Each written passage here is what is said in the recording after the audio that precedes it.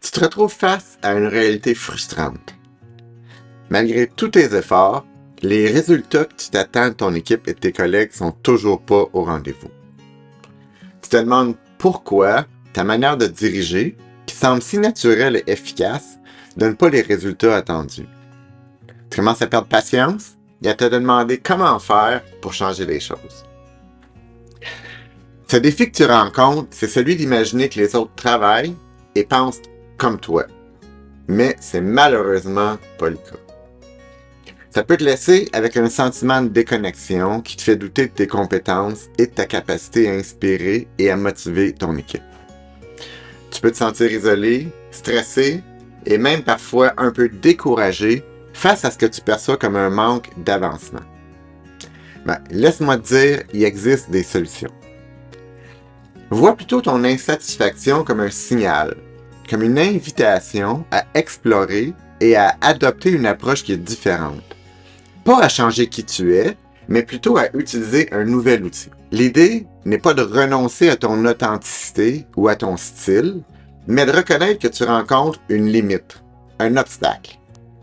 Ton opportunité est d'apprendre à utiliser un nouvel outil pour enfin atteindre tes objectifs. Le phénomène où on imagine que les autres pensent, ressentent ou même travaillent de la même manière que nous est connu en psychologie sous le terme de l'effet de faux consensus. L'effet de faux consensus, c'est notre tendance inconsciente à surestimer le nombre de personnes qui partagent nos opinions, nos goûts, nos préférences ou qui agissent comme nous. Je te donne un exemple. Des chercheurs universitaires ont fait une expérience qui démontre l'effet de faux consensus. Ils ont demandé à des étudiants s'ils accepteraient de se promener sur le campus universitaire en portant une pancarte publicitaire pour un restaurant. Les participants qui ont accepté la proposition ont supposé qu'un pourcentage élevé d'étudiants accepteraient l'offre. Ceux qui ont refusé de porter la pancarte publicitaire ont estimé que très peu de personnes accepteraient une telle proposition. Ça te démontre un peu l'effet de faux consensus en action.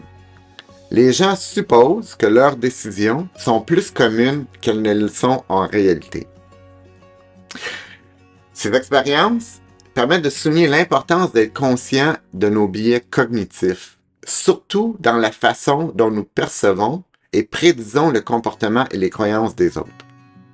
Donc, revenons à ton défi d'atteindre tes objectifs en utilisant ton approche de travail. Ta supposition, probablement inconsciente, t'amène à adopter une approche de leadership qui te semble universellement efficace, mais qui en réalité ne résonne pas nécessairement avec la manière dont les autres travaillent.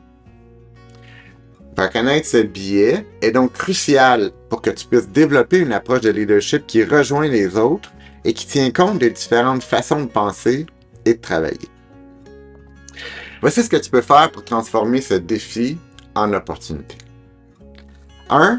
Accepte que ton approche n'est peut-être pas idéale dans le contexte actuel. Sois ouvert à explorer d'autres manières de faire et sois curieux pour découvrir les autres façons d'arriver à ton but.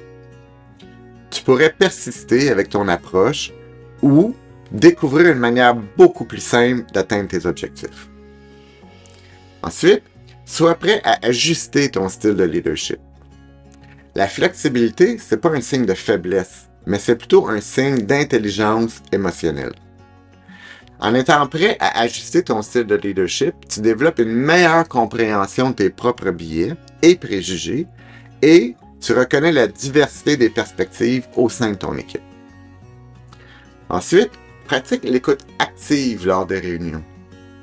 Prends le temps d'écouter activement chaque membre de ton équipe lors des réunions pour bien comprendre leur point de vue unique.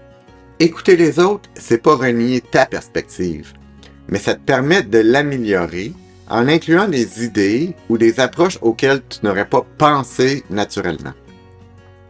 Ça implique de poser des questions ouvertes, de reformuler pour t'assurer de la compréhension et de montrer de l'empathie.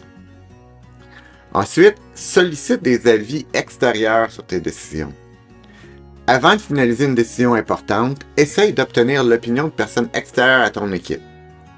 Ça peut être des collègues de confiance, ça peut être un mentor ou même un coach. Encore une fois, cette stratégie ne vise pas à invalider la manière que tu utilises, mais plutôt à ajouter des informations ou des outils qui pourraient être manquants. En fin de compte, l'objectif, c'est pas d'abandonner ton style naturel, mais plutôt de le complémenter avec d'autres approches. En intégrant la diversité dans ton style de leadership, tu pourras non seulement atteindre tes objectifs, mais aussi enrichir ton expérience et celle de ton équipe.